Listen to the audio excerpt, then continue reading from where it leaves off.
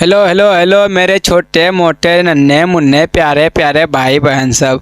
देखो हुआ क्या, अभी जैसे अभी पढ़ा रहे थे तो 47-48 मिनट का वीडियो पढ़ा है, इसमें से मैथमेटिक्स पढ़ा है। वही स्टार्ट करके पहला लेक्चर लिए।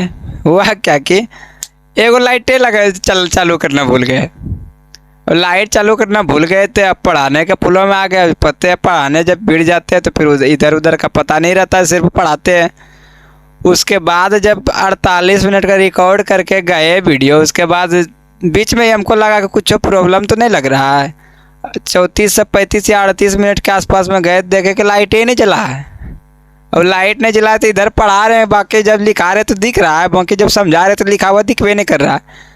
यदि उम्मीद हो कि वो यदि वीडियो समझ में आए तो उसको भी देख लेना। बाकी वही चीज़ को भी पढ़ाने का कोशिश करते हैं।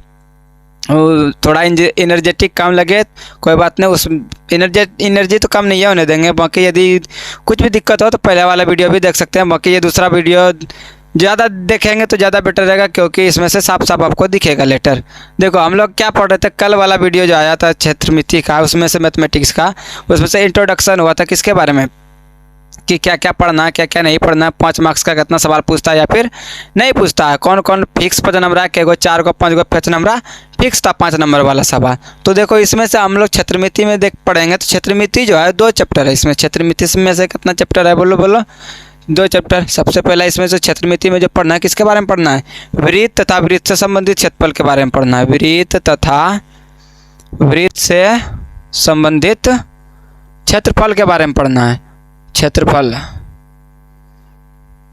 के बारे में पढ़ना है। और दूसरा नंबर चीज़ जो पढ़ना है इसी चैप्टर का पढ़ना है। इसी चैप्टर में, ये क्षेत्रमिति में कितना चैप्टर है, 2 चैप्टर है। एक हो गया वृत्त तथा वृत्त से संबंधित क्षेत्रफल के बारे में। दूसरा नंबर क्या हो गया, पृष्ठीय क्षेत्रफल और आयतन के बारे में। पृष्ठीय क्षेत्रफल और आयतन, पृष्ठीय क्षेत्रफल और आयतन है। तो इसमें से पहला चैप्टर जो पढ़ना हम लोग जो स्टार्ट करेंगे, सबसे पहला वाला चैप्टर स्टार्ट करेंगे वृत्त तथा वृत्त से संबंधित क्षेत्रफल के बारे में। हम लोग सब जानते हैं, वृत्त के बारे में कौन नहीं जानता, बहुत सारे स्टूडेंट जानते हैं। वृत्त एगो गोल जैसा ऐसा होता है, चक्का को देखा, चक्का, मठिया होता है, मठिया, चूड़ी रे चूड़ी, तो वो सारा का सारा क्या होता है, वृत्त होता है। तो उन्हीं के वृत्त के बारे में इसमें सीखेंगे। और दूसरा नंबर चीज़ वृत्त तथा वृत्त से संबंधित क्षेत्रफल के बारे में सीखेंगे कि क्षेत्रफल देख क्या होता है किसी भी चीज़ का, जैसे कि वृत्त हो, वृत्त में वृत्त का क्षेत्रफल क्या है, इसका त्रिज्याखंड का क्षेत्रफल का देखो वृत्त के क्षेत्रफल का मतलब क्या था। कोई भी जैसे आकृति है, क्षेत्रफल का मतलब क्या समझा देते हैं। कोई भी आकृति है, मान लो ये कलम है, ठीक है, ये कलम है, मान लो इसको हम पानी रखने वाला चीज़ बना दे। पानी रखने वाला यदि चीज़ बना दे तो इसको यदि हम ढक्कन को खोल दे, उसके बाद पानी यदि इसमें रखे तो इसमें से पानी कितना हटेगा, अंदर वाला चीज़ जो पार्ट के बारे में बात कर रहे हैं उसको आयतन कहते हैं। बाकी इसको हम कहेंगे कि ये पानी रखने वाला सामान है, इसको हमको रंगना है। रंगना में बहुत अच्छे तरीके से रंगना है। तो रंगना तो सतह के बारे में बात कर रहा है। इसी सतह में कितना रंगाई करेंगे, सतह के बारे में जब बात करेंगे तो वो क्षेत्रफल निकालने का कोशिश करते हैं। तो वही वृत्त तथा वृत्त से संबंधित क्षेत्रफल के वृत्त के बारे में पढ़ेंगे कि वृत्त में होता क्या क्या है, कितना पार्ट होता है वृत्त का, उस वृत्त के बारे में पढ़ेंगे। दूसरा चीज़ वृत्त से संबंधित क्षेत्रफल। वृत्त से संबंधित क्षेत्रफल का मतलब वृत्त का जो पार्ट है उसमें क्या क्या क्षेत्रफल है, या वृत्त कहीं पे भी वृत्त यदि रखा हुआ है तो उसमें से इतना सा पार्ट का क्षेत्रफल क्या होगा, उन सब चीज़ों के बारे में किसमें पढ़ेंगे, वृत्त तथा वृत्त से संबंधित क्षेत्रफल। तो देरी ना करते हुए क्या करते हैं, स्टार्ट करते हैं वृत्त तथा वृत्त से संबंधित क्षेत्रफल के बारे में। आप थोड़ा सा बता देते हैं कि पृष्ठीय क्षेत्रफल और आयतन क्या। पृष्ठीय क्षेत्रफल में जितना भी ठोस वाला आकृति है, ठोस वाला आकृति कहने का मतलब, ठोस वाला आकृति वही बेलन हो गया, शंकु हो गया, गोला हो गया, अर्धगोला, ये सारा का सारा चीज़ किस में आता है, पृष्ठीय क्षेत्रफल और आयतन होगा। जैसे कि घन हो गया, घनाकार सुना होगा ना नाम, घनाकार कमरा, घनाभाकार डब्बा है, या कोई घनाभाकार मकान है, उसको रंगने में कितना खर्चा लगेगा, 40 रुपया 45 रुपया प्रति मीटर की दर से। तो ये घन के बारे में पढ़ना है, घनाभ के बारे में पढ़ना है, शंकु बेलन के बारे में पढ़ना है, शंकु के बारे में पढ़ना है। इन सभी चीज़ों के बारे में किस में पढ़ना है, पृष्ठीय क्षेत्रफल और आयतन वाले चैप्टर में पढ़ना है। तो हम लोग पढ़ने जा रहे हैं किस चैप्टर के बारे में, वृत्त तथा वृत्त से संबंधित क्षेत्रफल के बारे में। सबसे पहला जो आता है कौन आता है, वृत्त तथा वृत्त से संबंधित क्षेत्रफल में पहला टॉपिक जो आता है उसमें, जैसे कि पहले वाले वीडियो में पढ़ाए थे, रेखा के बारे में पढ़ाए थे। रेखा, देख रेखा किसे कहते हैं समझ में तो ये गया होगा, बशर्ते है कि ये लिखा हुआ उसमें नहीं होगा, क्योंकि फेस तो आइए रहा है, समझाने का तो आवाज़ आ रहा है, सब चीज़ आ रहा है, बशर्ते उसमें से बोर्ड का लिखा हुआ बोर्ड पे नहीं आ रहा है। तो देखो रेखा किसे कहते हैं। सबसे पहले हम लोगों ने जाना था क्या, बिंदु किसे कहते हैं? कोई भी मान लो पदार्थ है, ये कोई पदार्थ है, इसको जब हम लोग टुकड़ा करते हैं तो छोटा सा पार्ट हुआ, छोटा सा पार्ट को और तोड़ दिए, पत्थर को मार के और चूर दिया हथौड़ी से, इतना सा भागा। यानी ऐसा छोटा वाला टुकड़ा जिसको आप खंडित तोड़ नहीं सकते हैं, उस छोटे वाले टुकड़ा को विज्ञान में क्या कहते हैं? कण कहते हैं। वही कण का नाम मैथमेटिक्स में क्या दिया गया?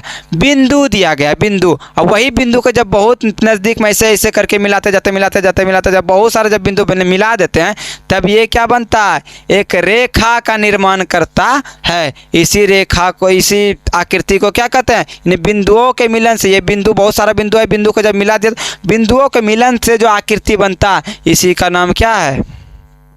रेखा है। रेखा कुम्हारी नहीं, रेखा है, रेखा।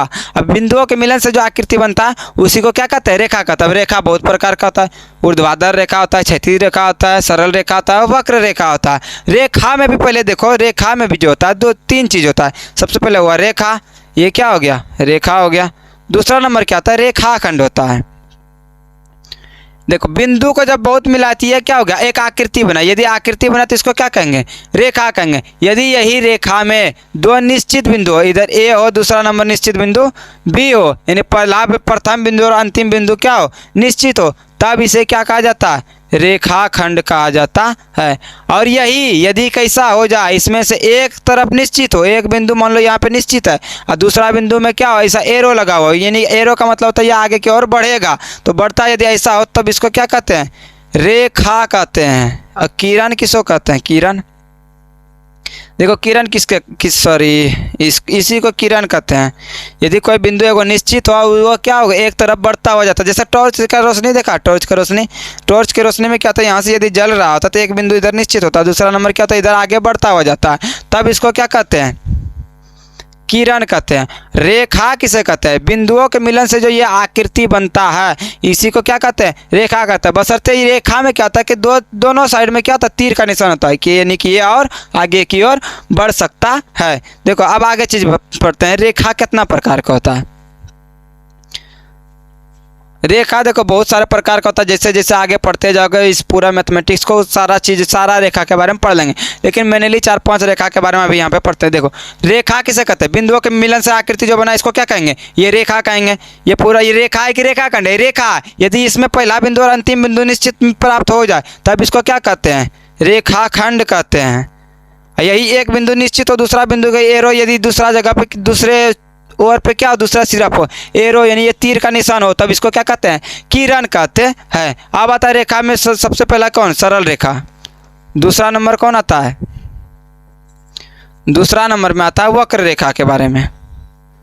पहला हो गया सरल रेखा, दूसरा नंबर वक्र रेखा। सरल रेखा किसे कहते हैं? बिंदुओं के मिलन से जो आकृति बनता है उसको क्या कहते हैं? रेखा कहते हैं। अब मान लो ये बिंदु यहाँ पे था, ये रेखा था, अब यही रेखा क्या होगा? मान लो ऊपर मुड़ गया, तो ये जो रेखा बना ये भी रेखे है। अब सरल है कि वक्र है? वक्र रेखा। क्यों है? क्योंकि इसमें देखो ये रेखा में क्या होगा? बहुत सारा बिंदु होगा, इधर भी बिंदु होगा, तो यहाँ पे जो बिंदु होगा तो इस बिंदु का देखो दिशा किधर है? हर एक प्रत्येक जगह पे बिंदु का दिशा से एक के जैसा है कि ये दिशा एक के तरफ इस तरफ जा रहा था, लेकिन इस जगह से ये क्या हो गया? इस बिंदु का दिशा, ये पूरा का पूरा रेखा में बिंदु का दिशा क्या हो गया? चेंज हो गया, यानी कि दिशा इधर था, डायरेक्शन अब किधर हो गया? ऊपर की तरफ हो गया, तब इसको क्या कहते हैं? वक्र रेखा कहते हैं। जैसे कि मान लो ये वृत्त वाला, वृत्त में क्या होता है? जैसे मान लो ये कोई वृत्त बनाए, या मान लो ऐसा टेढ़ा घुमा दे, तो इस वृत्त में क्या होता है? यहाँ पे भी क्या है? बिंदु है, यहाँ पे भी बिंदु है, यहाँ पे भी बिंदु, यहाँ पे भी बिंदु, यहाँ पे भी बिंदु है।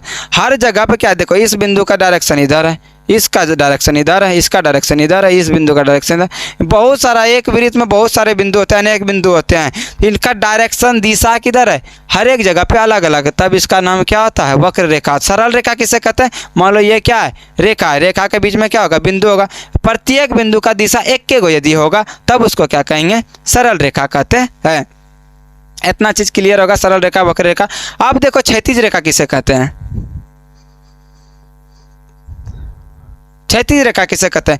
धरती समझता है? धरती, धरातल, धरातल जमीन का मतलब ये जहाँ पे हम खड़े हैं, तो इसके समीप इसके जैसा यदि कोई रेखा हो, यानी कि ये मान लो कोई धरती है, ये कोई फर्श है, इसी के जैसा यदि कोई रेखा हो, रेखा किससे सूचित करते? दोनों तरफ एरो से। जब इसी के जैसा इससे सीधा रेखा हो तब इसको क्या कहते हैं? क्षैतिज रेखा कहते हैं। इसको क्या कहते हैं? क्षैतिज रेखा कहते हैं। ऊर्ध्वाधर रेखा किसे कहते हैं? ये सरल रेखा में इधर क्या होगा? डायरेक्शन एक के जगह, ये क्या है? इसमें भी देखो हर एक प्रत्येक बिंदु का दिशा कैसा है? ऊपर है, दूसरा नंबर नीचे, यानी एक के जैसा। यदि हम इधर से चले तो इधर है, ऊपर से चले तो नीचे की ओर, तब इसको क्या कहते हैं? ऊर्ध्वाधर रेखा कहते हैं। ऊर्ध्वाधर रेखा कहते हैं, तब इसको क्या कहते हैं? ऊर्ध्वाधर। यही ऊर्ध्वाधर रेखा यदि पूरा का पूरा ये मार्कर देख रहे हो, मार्कर के जैसा यदि परपेंडिकुलर होता है, एकदम सीधा होता है, तब इसी को क्या कहते हैं? लंबवत रेखा कहते हैं। बाकी इसमें से थोड़ा जल्दी में खींचने का कोशिश कर रहे हैं, टाइम नहीं है, तो उसमें यदि पहला वीडियो संभव हो तो पहला वीडियो भी देख लेना, उसमें से पूरा डिटेल में पढ़ाया गया है। बाकी उसी चीज़ को यहाँ पे फिर से पुनः पढ़ाया जा रहा है, क्योंकि उसमें दिख नहीं रहा था। तो यदि उसमें आवाज़ सब टोटल का टोटल क्लियर है, उसको देखना चाहता है तो उसको देख सकता है। बाकी इसमें से क्या क्या लिखा है तो इसको छपना चाहता है तो छाप सकता है। बाकी ये होगा ऊर्ध्वाधर रेखा लंबवत रेखा के बारे में। क्यों ये पढ़े सरल रेखा के बारे में आगे पता चलेगा। उससे पहले अब इसके बाद जो आता है, सबसे पहले बेसिक के बारे में जानकारी प्राप्त करते हैं कि बेसिक में हम लोग क्या उस वीडियो में सीखे थे। देखो वर्ग के बारे में सीखे थे, वर्ग और वर्गमूल के बारे में। वर्ग किसे कहते हैं? वर्ग स्क्वायर का नाम सुना है? स्क्वायर एंड वर्गमूल का इंग्लिश में नाम क्या आता है? स्क्वायर रूट होता है। स्क्वायर एंड स्क्वायर रूट होता है। स्क्वायर किसे कहते हैं? किसी भी संख्या, मान लो एक है, एक पर यदि पावर कितना हो जाता है? 2, तो इसी को क्या कहते हैं? एक का स्क्वायर कहते हैं, या हिंदी में क्या कहते हैं? एक का वर्ग कहते हैं। इसका मतलब होता है 1 गुना 1 बराबर 1। और दूसरा नंबर 2 का स्क्वायर का यदि बात करें तो 2 गुना 2 बराबर 2।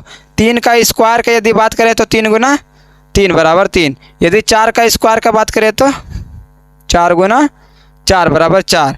5 का स्क्वायर का बात करें तो 5 गुना 5 बराबर 2 दूनी 4, 3 तिया 9, 4 चौक 16, 5 25। यदि हम 6 का स्क्वायर का बात करें तो देखो अंदर वाला में जितना, स्क्वायर का मतलब होता है अंदर में जितना है उसको कितना बार गुना करना है? 2 बार गुना करना है। 6 गुना 6 बराबर कितना हो जाएगा? 36। माफ़ करना, उधर ये 1 2 3 4 लिख दिए थे। 7 का स्क्वायर बराबर कितना होता है? 7 गुना 7 बराबर 49। 8 का स्क्वायर का मतलब क्या होता है? अंदर वाला, अंदर स्क्वायर का मतलब होता है अंदर में जितना, उसको क्या बार गुना करना? 2 बार। तो 8 गुना 8 बराबर कितना हो जाएगा? 88 64। 9 का स्क्वायर बराबर 9 गुना 9 बराबर 81। देखो 10 तक याद करना आसान है, क्योंकि हम लोग टेबल पढ़े हैं 10 अंक की 100 तक। 10 गुना 10 का मतलब 10 का को 10 बार पढ़ना है। 9 गुना 9 का मतलब 9 का को 9 बार पढ़ना है। इतना तक आसान है। बात आता है 11 से लेकर के 30 तक किसको आता है? तो वही है, 10 का स्क्वायर बराबर कितना हो जाएगा? 10 गुना 10 बराबर कितना होता है? 100। 11 का स्क्वायर बराबर कितना हो जाएगा? 11 गुना 11 बराबर 121। 12 का स्क्वायर बराबर कितना होता है? 12 गुना 12 बराबर 144। 13 का स्क्वायर बराबर कितना होता है? 13 गुना 13 बराबर कितना होता है? 169। 14 का स्क्वायर बराबर कितना होता है? 14 गुना 14 बराबर 196। 15 का स्क्वायर बराबर होता है 15 गुना 15 बराबर कितना होता है? 15 गुना 15 बराबर 225 होता है। 16 का स्क्वायर बराबर होता है 16 गुना 16 बराबर 256 होता है। 17 का स्क्वायर बराबर होता है 17 गुना 17 बराबर 289 होता है। 18 का स्क्वायर बराबर होता है 18 गुना 18 बराबर कितना होता है? 324 होता है। 19 का स्क्वायर बराबर होता है 19 गुना 19 बराबर कितना होता है? 361 होता है। 20 का स्क्वायर बराबर 20 गुना 20 बराबर कितना होता है? 400 होता है। उम्मीद करते हैं तो आप लोग 30 तक याद कीजिएगा। और बाकी जो उपयोग में आता है 21 का स्क्वायर बराबर कितना होता है? 21 गुना 21 बराबर 441 आता है। और आता है 25 का स्क्वायर बराबर कितना होता है? 25 गुना 25 बराबर 625, जो कि मैनुअली उपयोग होता है। उसके बाद 27 का स्क्वायर बराबर तो 27 गुना 27 कितना हो जाएगा? 729 होता है। उसके बाद आता है 29 का स्क्वायर बराबर कितना होता है? 29 गुना 29 बराबर कितना होता है? 841। उम्मीद करते ये 21 22 23 से लेकर के 30 तक आप लोग क्या आपको लोगों के लिए होमवर्क रहा कि इसको याद कर लेना है। अब बढ़ते हैं आगे। वर्गमूल किसे कहते हैं? जैसे कि मान लो कोई भी चीज़ आपको दिया जाता है, यदि वो रूट में रहता है, रूट के बारे में तो सभी जानता है। कोई मान लो स्क्वायर रूट का मतलब क्या था? रूट सबसे पहला नंबर। यदि हम तो आपको कहेंगे 8 का वर्गमूल कितना होगा, तो वर्गमूल इसका 8 का कितना होगा ये पता करने से पहले 4 का वर्गमूल पता करो। अंडर रूट 4 का पता करेगा तो क्या लिखेगा? वर्गमूल निकालने के लिए इसका वो बाद गुणन करना पड़ता है कि 4 को क्या लिख सकते हैं? अंडर रूट 2 गुना 2 बराबर क्या लिख सकते हैं? 2 में से 1 बाहर, 2 निकल गया। अंडर रूट 8 का वैल्यू निकालने के लिए इसका अभाज्य गुणनखंड करना पड़ेगा। 2 2 चौके 8, 2 दूनी 4। तो ये 2 को क्या, इस 8 के बदले में इसका अभाज्य गुणनखंड लिखना पड़ेगा। कितना लिखना पड़ेगा? 2 गुना 2 गुना 2, तो 2 को में से गो बाहर, तो 2 बाहर आ गया। तो अंदर रूट में कौन बचा? √2। तो इसका सरलतम रूप क्या आ गया? 2√2। यदि इस रूप में निकाल के यदि सवाल को सॉल्व करते हैं, जैसे त्रिकोणमिति सब में आता है, तो आपका सवाल सही बनेगा, नहीं तो ये सब फिर गलती बनता है। यही होता है वर्गमूल। अब आता है क्या, वर्ग किसे कहते हैं? क्षेत्रमिति वाला टॉपिक में आते हैं, वर्ग किसे कहते हैं। इतना चीज याद कर लीजिएगा। देखो वर्ग किसे कहते हैं? वर्ग स्क्वायर, स्क्वायर किसे कहते हैं? सरल रेखा किसे कहते हैं? यानी कि बिंदुओं के मिलन से बनी आकृति को सरल रेखा कहते हैं। कब कहते हैं?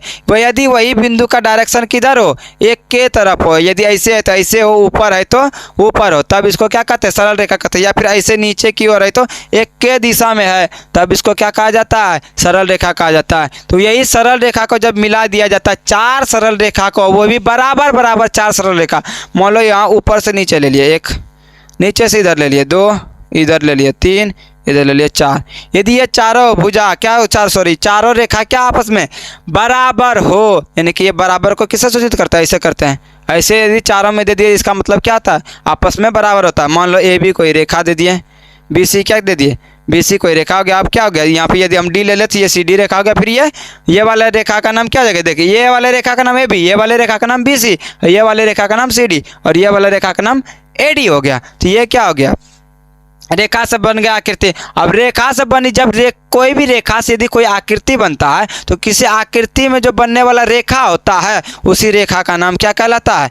भुजा कहलाता है। तो ये क्या हो जाएगा? इसका भुजा हो जाएगा। ये क्या कहलाएगा? भुजा कहलाएगा। ये भी क्या कहलाएगा? भुजा। तो पहले हम क्या बोलते थे? यानी ये वह आकृति है जिसमें क्या होगा? सभी रेखा बराबर होता है। लेकिन वर्ग में आप क्या पढ़ेंगे? वर्ग के रूप में क्या पढ़ेंगे? ये पहले रेखा क्या था? बराबर। तो ये भी रेखा, ये भी रेखा, ये भी रेखा, यानी कि चारों रेखा बराबर करके मिला। तो ये वाला रेखा यदि 4 रहेगा, तो ये भी 4, ये भी 4, ये भी 4, ऐसा वाला आकृति बनाए थे। वही रेखा का यदि कोई आकृति बन जाता है, तो आकृति का क्या कहलाता है? वही रेखा भुजा कहलाता है। तो यहाँ पे क्या कर सकते हैं? ये वाला भुजा का मान 4, ये वाला भुजा का मान 4, ये वाला भुजा का मान 4, ये वाले भुजा का मान 4, यानी सब भुजा का मान आपस में क्या है? बराबर। जब वह आकृति जिसमें से क्या कहते हैं, यानी कि वह सरल रेखा से बनी आकृति, ये किससे बना है आकृति? सरल रेखा से।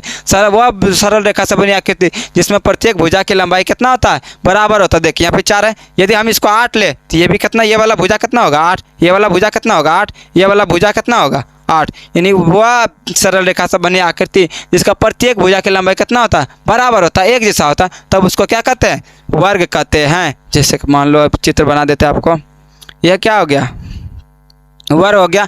वर्ग का भुजा की लंबाई को दर्शाने के लिए किससे? यानी कि ये 4, तो ये भी 4, ये भी 4, ये भी 4, मान लो ABCD क्या है? वर्ग है। तो वर्ग का प्रत्येक कोण कितना डिग्री का होता है? ये वाला कोण, फिर ये वाला कोण, फिर ये वाला कोण, फिर ये वाला कोण। वर्ग के प्रत्येक कोण कितना डिग्री का होता है? वर्ग का प्रत्येक कोण 90 डिग्री का होता है। अब देखो विकर्ण, इसमें से बात आता है क्या? ये वाला क्या हो गया? भुजा हो गया। विकर्ण के बारे में बताते हैं अभी। ये भुजा हो गया, ये वाला भी क्या हो जाएगा? भुजा हो जाएगा। ये वाला भी क्या हो जाएगा? भुजा हो जाएगा। ये वाला भी क्या हो जाएगा? भुजा हो जाएगा। यानी ये चारों का चारों क्या है? वर्ग का भुजा। विकर्ण किसे कहते हैं? किसी भी आकृति हो, उसका शीर्ष होता है। शीर्ष का मतलब कोना होता है। तो इस आकृति में कोना क्या है? ये कोना हो गया, दूसरा नंबर ये कोना हो गया, तीसरा नंबर ये कोना हो गया, चौथा नंबर ये कोना हो गया। तो एक कोना के बाद दूसरा कोना को छोड़कर तीसरा कोना को मिलाने वाली रेखा जो होता है, इसी को क्या कहते हैं? विकर्ण कहते हैं। माफ करना, ये क्या हो जाएगा? विकर्ण हो जाएगा। ये क्या कहलाएगा? वर्ग का विकर्ण कहलाएगा। अब देखो, यदि हम इधर से इधर गए, यदि हम इस कोना से भी तो ले सकते हैं। इस कोना से यदि लेके जाए, इधर यदि जाए तो ये कोना को छोड़ना पड़ेगा, इधर जाती कोना को छोड़कर यहाँ मिलाना पड़ेगा। तो इस रेखा को यदि मिला दे, तब ये भी क्या कहलाता है? विकर्ण। यानी प्रत्येक वर्ग में विकर्ण की संख्या कितना? अब कहीं से लो, यहाँ से लेगा तो फिर वहीं पे मिलाना पड़ेगा। यहाँ इस वाला कोना से लेगा तो यहीं पे आएगा फिर। तो ये वर्ग का विकर्ण, एक वर्ग में कितना विकर्ण? 2 को विकर्ण होता है। अब आता है इसका कि वर्ग का एक सूत्र पूछता है, उसी से सवाल रहता है, ऑब्जेक्टिव टाइप का। और यहाँ पे 2 नंबरा में भी पूछ सकता होगा, तो 2 नंबरा में पूछ सकता है इससे रिलेटेड कि वर्ग का परिमिति का सूत्र क्या होता है? वर्ग की परिमिति का सूत्र क्या होता है? देखो चीज समझा देते हैं। वर्ग की परिमिति हो गया, परिमिति हो गया, या फिर इसी को क्या कहते हैं? परिमाप कहते हैं, या फिर इसी को क्या कहते हैं? परिधि कहते हैं, या भी इसी को क्या कहते हैं, किसी भी चीज़ का कोई भी आकृति के बारे में बात करें तो आकृति का पूर्ण लंबाई कहते हैं, आकृति के पूर्ण लंबाई, पूरा का मतलब पूरा लंबाई, आकृति का पूर्ण लंबाई क्या कहलाता है, ये वर्ग के किसी भी आकृति का परिमिति। ये सारा का सारा एक ही चीज़ है। यदि परिमिति का बात करें, परिमाप का बात करें, परिधि का बात करें, आकृति की पूर्ण लंबाई की बात करें, तो सभ्य का सभ्य चीज़ क्या है, एक के है, कोई भी अलग नहीं है, इसमें से कुछ भी अलग नहीं है, सारा का सारा टोटल का टोटल चीज़ एक ही है। तो यहाँ पे परिमिति का मतलब क्या था, कोई भी आकृति हो, जैसे कि मान लो ये आकृति है, इसको यहाँ से स्टार्ट ये दिख रहा है, यहाँ से यहाँ गए, फिर यहाँ से यहाँ गए, फिर यहाँ से यहाँ गए, यहाँ से यहाँ गए, तो ये पूरा का पूरा लंबाई क्या कहलाएगा, इसका परिमिति कहलाएगा। अब देखो पूरा का लंबाई निकालने के लिए क्या करेंगे, इसमें से क्या गो रेखा है, 4 गो सरल रेखा है, कितना रेखा है रे, 4 गो सरल रेखा है। इधर से AC एक सरल रेखा है, फिर CD सरल रेखा, फिर BD है, फिर AB है, तो सभी भुजा को क्या करना पड़ेगा, जोड़ना पड़ेगा। तो यही सब भुजा को जब जोड़ना पड़ेगा तो सूत्र परिमिति का मतलब क्या रे, पूरा लंबाई। तो पूरा लंबाई के लिए इसमें जगह भुजा सभ्य को क्या करना पड़ेगा, जोड़ना पड़ेगा, तो वही परिमिति का सूत्र हो जाता है सभी भुजाओं का योग, जो कि पढ़ा होगा। तो यहाँ पे ये वाला भुजा कितना हो जाएगा, AC प्लस इधर वाला CD प्लस इधर वाला BD प्लस इधर वाला कितना हो जाएगा, AB हो जाएगा। तो AC का मान कितना हो जाएगा, भुजा, AC को क्या कहेंगे, भुजा, प्लस CD भी क्या है, भुजा है, तो भुजा प्लस BD भी क्या है, BD भुजा, तो यहाँ पे क्या करेंगे, भुजा प्लस AB क्या है, भुजा, तो यहाँ पे क्या करेंगे, इसका नाम भुजा लिखेंगे। तो एक भुजा प्लस एक भुजा प्लस एक भुजा प्लस एक भुजा, क्या को भुजा, 4 को भुजा, तो यहाँ पे क्या लिखेंगे, 4 भुजा। इसी भुजा को क्या लिखते हैं, 4 गुना भुजा लिखते हैं। यही हो गया वर्ग की परिमिति का सूत्र, कि वर्ग के परिमिति का सूत्र क्या होता है, 4 गुना भुजा होता है। देखो इसको सूत्र पे बैठा के परिमिति कभी भी निकालना नहीं चाहिए, क्यों रे, ऑब्जेक्टिव में पूछेगा क्या के लिए सूत्र पे बैठाएगा। हम जानते हैं कि परिमिति का मतलब होता है किसी भी आकृति का पूर्ण लंबाई। यदि हमको ये 4 दिया जाए तो ये भी कितना, 4, ये भी कितना, 4, ये भी कितना, 4 होगा कि नहीं होगा। या मान लो ये 12 दिया तो ये भी कितना, 12, ये भी 12, ये भी 12, चारों का चारों कितना हो जाएगा, 12 हो जाएगा। तो यदि हम 12 लेके चले तो इसमें से कहेगा क्या, इसका परिमिति बताओ। यदि भुजा की लंबाई, वर्ग भुजा की लंबाई 12 है तो भुजा का लंबाई यानी 4 को भुजा, इसमें चारों भुजा कितना हो जाएगा, 12 हो जाएगा, क्योंकि सब भुजा आपस में बराबर होता है। तो परिमिति निकालने के लिए होता है कि भुजाओं का योग। तो 12 प्लस 12 24, 24 12 कितना होगा, 36, उसके बाद फिर 12 बरचौक 48। तो चारों को जब जोड़ेगा तो कितना आ जाएगा, 48। देखो 48 आता है कि ना आता है, सूत्रों पे आएगा, क्यों नहीं आएगा, 4 गुना भुजा का मान कितना है, 12, तो बरचौक 48। वर्ग की परिमिति कितना निकल गया, 48। ये टोटल का टोटल चीज़ आपको डिस्क्रिप्शन में मिल जाएगा, वर्ग का क्षेत्रफल का सूत्र नोट्स के रूप में, PDF के रूप में। बाकी यदि आप उतारने का चाहो तो उतार सकते हो, बाकी आगे बढ़ने का कोशिश करते हैं। अब आता किसका, क्षेत्रफल के बारे में, कि वर्ग का क्षेत्रफल का सूत्र क्या होता है। देखो वर्ग का क्षेत्रफल का सूत्र कैसे निकालेंगे, ये वर्ग है, वो किसी भी आकृति का क्षेत्रफल का निकालने के लिए लंबा कितना चौड़ा कितना उसको गुना कर देते हैं। तो इसका लंबा का मान कितना है, लंबाई और चौड़ाई दोनों का दोनों बराबर है, ये भी जितना, तो ये भी कितना, इधर वाले को क्या कहते हैं लंबाई, इधर वाले को चौड़ाई कहते हैं। तो ये दोनों क्या हो जाएगा, आपस में गुना हो जाएगा। तो भुजा गुना क्या होता है, वर्ग का क्षेत्रफल का सूत्र क्या होता है, वर्ग का क्षेत्रफल बराबर क्या होता है, भुजा गुना भुजा होता है। तो भुजा का क्या हो जाएगा, स्क्वायर हो जाएगा। तो ये किसका सूत्र हो गया, वर्ग का क्षेत्रफल का सूत्र क्या हो गया, भुजा स्क्वायर हो गया। वर्ग का क्षेत्रफल का सूत्र क्या हो गया रे, भुजा स्क्वायर हो गया। ये दो सूत्र क्लियर है। अब लास्ट वाला जो आता है, वो लास्ट वाला सूत्र थोड़ा सा क्या होता है रे, दिमाग से निकलता है। वर्ग का विकर्ण का सूत्र क्या होता है, उस चीज़ को निकालने का कोशिश करते हैं। देखो वर्ग का विकर्ण किसको कहें, ये वाले रेखा को, ये वाले रेखा को क्या कहते हैं, वर्ग का विकर्ण कहते हैं। हम लोग समकोण त्रिभुज के बारे में पढ़ेंगे, क्या नहीं पढ़ा है बचपन में, जब अभी तक यहाँ बचपन कहते हैं, शुरुआत से जब पढ़े 10वां में गए, अब तक जो 10 11 महीने 11 महीने तब बीतने वाला है रे। बहुत जल्द बाबू एग्ज़ाम आ जाएगा, यदि नहीं पढ़ेगा तो बहुत जल्द आ जाएगा। मत पढ़ो ना, पता चलेगा एग्ज़ाम के दिन, जब रिजल्ट आएगा उस दिन भी पता चलेगा। देखना क्या माहौल रहता रिजल्ट वाले दिन। तुम जाएगा एग्ज़ाम देने, सोच इमेजिन कर, नहीं पढ़ रहा है, तुम जाएगा एग्ज़ाम देने के लिए, कोई तो दिलाने जाएगा न रे। उस दिन वो क्या होता है, तुमको एग्ज़ाम दिलाने के चक्कर में जो जाता है वो भूखलो प्यासलो बाहर में बैठा हुआ रहता है, इंतज़ार कर रहा होता है। तुम एग्ज़ाम देगा, तुम अच्छे से एग्ज़ाम देकर आएगा, अब वहाँ पे तुम कर क्या रहे हो, वो तुक्का तुक्की मार रहा है। वही होता है ना, बाप करे कुटो न पिसने, बेटा बेटी का नाम दुर्गा दास न रे, वही वाला कहानी है। जाएगा अब दे रहा, इधर कभी ताक रहा कभी उधर ताक रहा है ना कि पढ़ के जाए एग्जाम देने के लिए। कोई बात नहीं, आप लोग होशियार है, पढ़िएगा। अरे ना नहीं हो तुम लोग होशियार, होशियार हो तो अब आगे देखो क्या होता है। विकर्ण का सूत्र किसे कहते हैं, क्या बात कर रहे थे, समकोण त्रिभुज के बारे में। समकोण त्रिभुज किसे कहते हैं, देखो कोई भी आकृति का मतलब क्या, तीन भुजा वाला आकृति को त्रिभुज कहते हैं। यानी कि ये मान लो कोई त्रिभुज है जिसमें से एक कोण यदि ये क्या हो जाए, परपेंडिकुलर हो जाए, जिसको समकोण त्रिभुज कहते हैं। इसका नाम दे देते ए बी सी, यानी कि वह त्रिभुज देखो 1 2 3 को भुजा हुआ, इसको त्रिभुज कहेंगे। इसमें एक कोण ये क्या हो गया, परपेंडिकुलर 90 डिग्री, तो इसको क्या कहेंगे, समकोण त्रिभुज।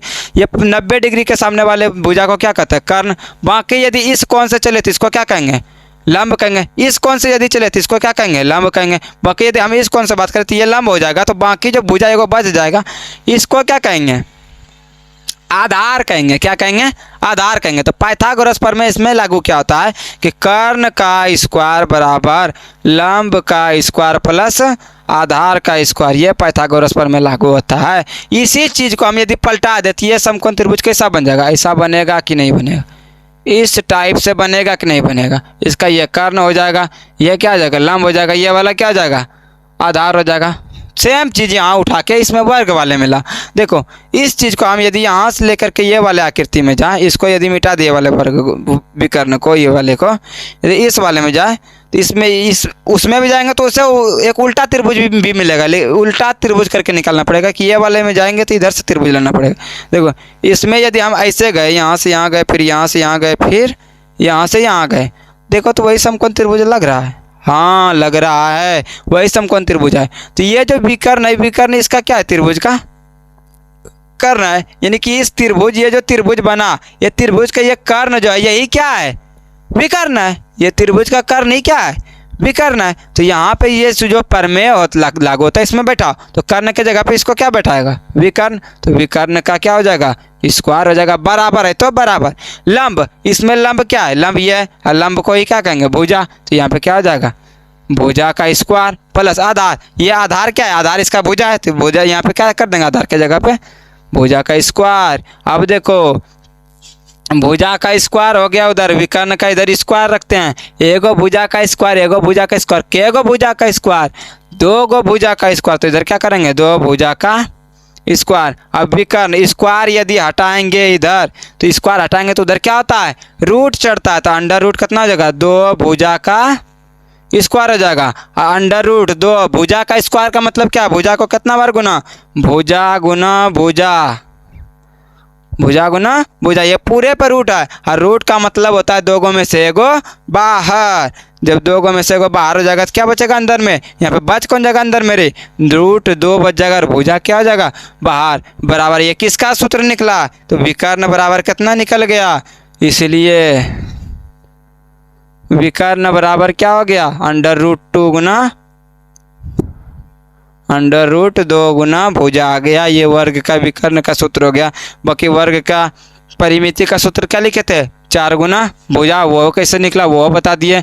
और इसका क्षेत्रफल का सूत्र क्या हो गया, भुजा स्क्वायर हो गया। उसके बाद विकर्ण का सूत्र क्या होगा, रूट 2 गुना भुजा। तो ये तीन चीज़ मैंने ली, किसमें याद रखना, इस वर्ग में याद रखना। वर्ग में कितना विकर्ण, 2 विकर्ण, वर्ग का प्रत्येक को 90 डिग्री का। उसके बाद ये विकर्ण का लंबाई कितना, तो वो लंबाई कितना होगा, रूट 2 गुना भुजा। यानी भुजा यदि किसी भी वर्ग में भुजा मान लो 4 दिया रहेगा, 4 दिया रहेगा तो यहाँ पे क्या करेगा, भुजा के जगह पे 4 बैठा के गुना कर देगा, बाकी विकर्ण निकल जाएगा। अब बात आते हैं किस पर, अब इसी के जैसा एक और आकृति होता है आयत, तो उसके बारे में बात करते हैं।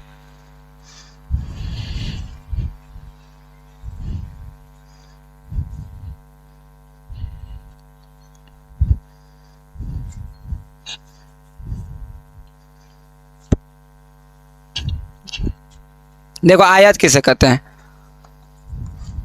आयत सेम चीज, सरल रेखा से बनी आकृति को ही क्या कहते हैं, आयत कहते हैं। सरल रेखा से बनी आकृति को बसरते उसमें क्या होता है, दो भुजा आपस में बराबर होता है। उस वर्ग में क्या था, ये वर्ग था, वर्ग में क्या था, चारों भुजा बराबर था। लेकिन इसमें से क्या था, ये वाला भुजा और इधर ये वाला भुजा, ये वाला ऊपर वाला भुजा, ये दोनों बराबर होता। और नीचे वाला जो भुजा होता है, ये थोड़ा सा इससे क्या होता है, इससे थोड़ा सा बड़ा होता है, जिसको हम लोग क्या कहते हैं, इधर वाले को लंबाई कहते हैं, जिसको किससे सूचित करते हैं, एल से सूचित करते हैं। ऊपर वाले को क्या कहते हैं, ऊपर वाले को चौड़ाई कहते हैं, जिसको हम लोग किससे सूचित करते हैं, बी से करते हैं। यानी कि आयत किसे कहते हैं? सरल रेखा से बनी वह आकृति जिसमें क्या होता है, ये लंबाई सॉरी ये चौड़ाई के बराबर, ये लंबाई के बराबर, ये ए बी सी डी, ये क्या है, ABCD एक क्या है, आयत है, जिसमें से क्या था, आमने सामने का मतलब हम यहाँ पे आमने सामने में कौन है रे, तुम है। इसी प्रकार से यहाँ पे आयत ये आयत के सामने इस वाले भुजा के सामने कौन है, ये वाला सामने, यानी AC के सामने कौन है, BD। तो ये बराबर क्या होगा, ये, और इसमें से इसके बराबर कौन होगा, ये। तो इसको बराबर करने के लिए क्या करेंगे, ये बराबर ये क्या हो गया, आयत। यानी आयत वह आकृति जिसमें से क्या होता है, दो भुजा आपस में, आमने सामने का दो भुजा आपस में बराबर होता है, उसे क्या कहते हैं, आयत कहते हैं। यानी ABCD आयत है। आयत को किससे सूचित, आयत कैसे बनाता है, आयत लिखने का तरीका क्या होता है, इसे आयत छोटा सा बना देगा, उसके बाद लिख देगा ABCD आयत। तो इसका मतलब क्या होता है, ABCD एक आयत है। आयत में भी सेम चीज़ होता है, जैसे वर्ग में था जो चीज़ वही चीज़ इसमें भी होता है। सबसे पहले ये कोण कितना डिग्री का, 90 डिग्री का। इसमें यदि ये शीर्ष से इसको मिला तो ये क्या कहलाएगा, विकर्ण कहलाएगा। यदि इसको यहाँ से यहाँ तक मिला तो ये क्या कहलाएगा, ये भी विकर्ण कहलाएगा। अब बारी आता है क्या रे, इसमें से भी क्षेत्रफल का सूत्र क्या होता है, परिमिति का सूत्र क्या होता है, और विकर्ण का सूत्र क्या होता है। सबसे पहले आता है इसमें से क्या, त्रिभुज, ये क्या है, ABCD एक आयत है। आयत में क्या होगा, पहले नंबर जो सूत्र आयत आता है, आयत की परिमिति का सूत्र क्या होता है, आयत की परिमिति बराबर क्या होता है। तो आयत की परिमिति का सूत्र निकालने के लिए किसी भी चीज़ का क्या होता है, भुजा का योग। यानी भुजा कोई भी आकृति है, यदि हम यहाँ से स्टार्ट करें इसका टोटल लंबाई कितना है, तो यहाँ से यहाँ तक जाएंगे तब है ना ये पूरा लंबाई निकलेगा। तो इसके लिए ये इतना सा भुजा हो जाएगा, ये भुजा हो जाएगा, ये भुजा हो जाएगा, ये भी भुजा हो जाएगा। तो आयत की परिमिति बराबर क्या था, भुजाओं का योग होता है। ये सब भे में लगता है भुजाओं का योग, ऐसा नहीं कि आयत का परिमिति में भुजाओं का योग। भुजाओं का योग का मतलब होता है कोई भी आकृति है, आकृति में जब आकृति बनता है तो उसमें जो रेखा होता है उसको भुजा कहते हैं, और वही टोटल भुजा को जब जोड़ते हैं, यानी भुजा का टोटल वही रेखा का लंबाई, यानी कि भुजा का लंबाई, पूरा भुजा का लंबाई निकलते तब क्या कहलाता है, परिमिति, और यही परिमाप या फिर परिधि कहलाता है। तो इसमें भुजा का योग, तो भुजा क्या होगा, इसमें देख AC है भुजा, प्लस CD भुजा है, प्लस BD भुजा है, प्लस क्या है, AB भुजा है। तो AC क्या है, AC इसका क्या होता है, ये चौड़ाई, तो ये भी क्या हो जाएगा, आमने सामने का भुजा बराबर, तो ये चौड़ाई, तो ये भी चौड़ाई, ये लंबाई, तो ये भी क्या हो जाएगा, लंबाई को L से, चौड़ाई को B से सूचित करते हैं। तो यहाँ पे AC बराबर कितना हो जाएगा, चौड़ाई हो जाएगा, प्लस CD क्या हो जाएगा, CD क्या हो जाएगा, ये D है, लंबाई हो जाएगा, प्लस BD क्या है, BD चौड़ाई है, तो ये चौड़ाई हो जाएगा, प्लस AB क्या है, AB लंबाई है, तो ये क्या हो जाएगा, लंबाई हो जाएगा। तो एक चौड़ाई प्लस एक चौड़ाई कितना चौड़ाई, दो चौड़ाई, प्लस एक लंबाई और एक लंबाई कितना लंबाई, दो लंबाई।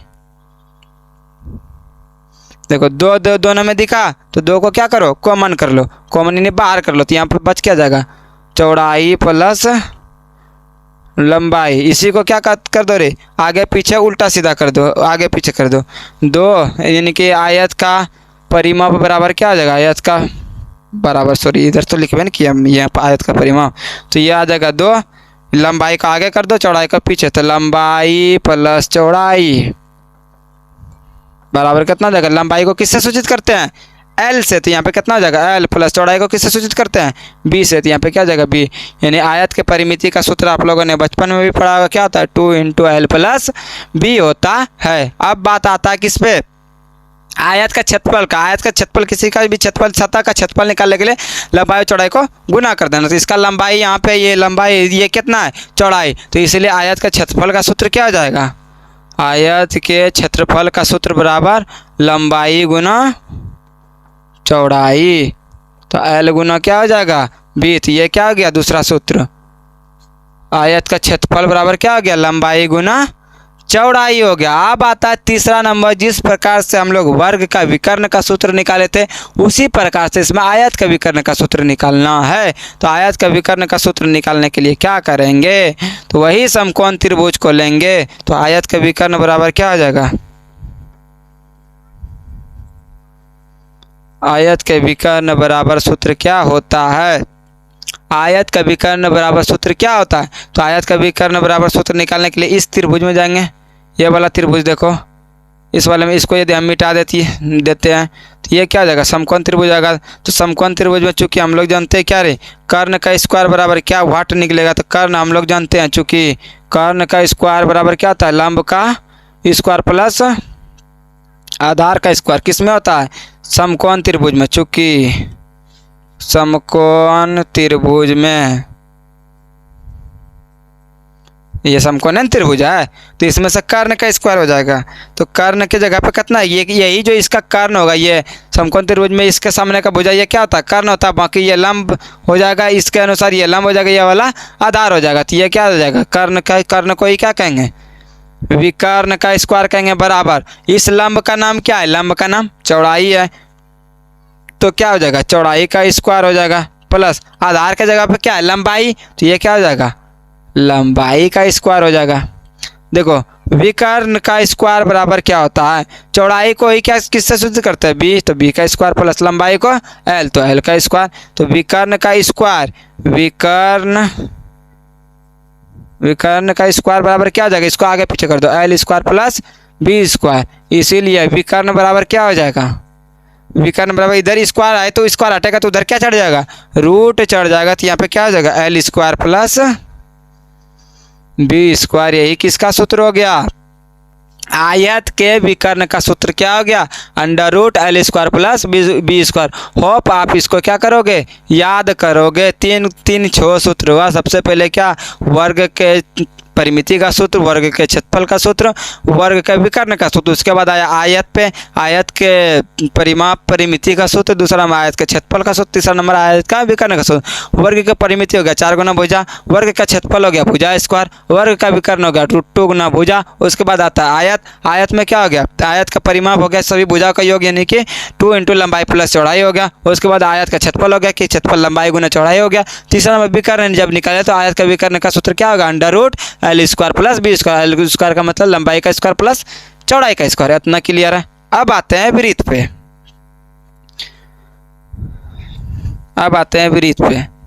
देखो वृत्त किससे कहते हैं? ये भी एक आकृति है, ये भी एक आकृति ही है। जिस प्रकार से वर्ग था, उसी आयत था, उसी प्रकार से वृत्त भी है। तो वृत्त में देखो क्या होता है? वृत्त इंग्लिश में क्या कहते हैं इसको? सर्कल। देखो सर्कल किससे कहते हैं? सर्कल।